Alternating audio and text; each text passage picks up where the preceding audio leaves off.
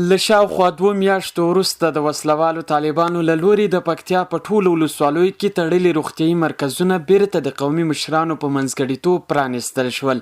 په دې ولایت کې د عامې روغتیا او د روغتیایي مرکزونو قراردادي موسسې مسؤلین وایي طالبانو ترې د دوی د روغتیا برخې کارکوونکو ته معاشونه، 3 امبولانس موټر او د دوی لخوا د ورپېژندل شویو 10 پاکستاني کمپنیو څخه د درملو پیرلو سربیره د هغوی د ټپیانو د درملنې لپاره د یو تروما سنټر جوړولو غوښتنه کړې وه چې دوی یې د عملي کولو توان نه درلود. ډېر وخت لپاره په پکتیا کې کلینیکونه بند وو، بیا د عوام خلک زموږ چې دي موږ خدمات د عوامو خلکو لپاره وړاندې کوو. دوی راغله په دغه موضوع کې دخیل شو، د هغوی په همکارۍ باندې موږ وکولی شو چې هغه کلینیکونه بیرته خلاص کړو او اوس کلینیکونه ټول بیرته خلاص شوي دي. په نورمال شکل باندې ټول کلینیکونه روغتیایي خدمات وړاندې کوي.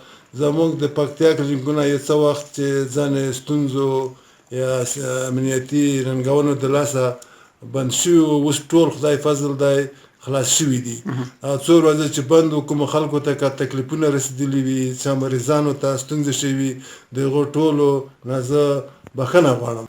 د پکتیا والی، ولایتي شورا او خلک بیا د هیواد موسسې لخوا د کم کیفیت او خراب روغتیایي خدمتونو پر وړاندې کولو نیوکه کړې او له عامې روغتیا وزارت څخه د دې قرارداد د فسخه کولو غوښتنه لري.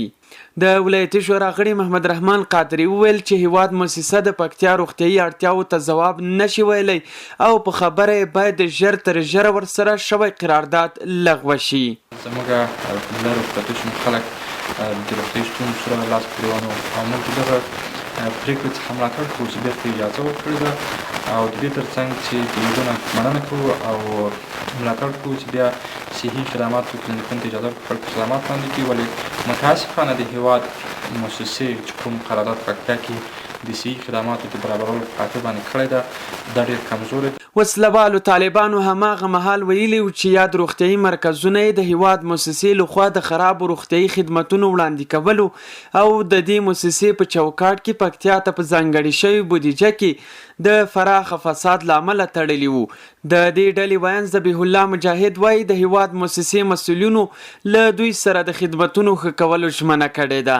حبیب الله سراب، میلمه راډیو، پکتیا.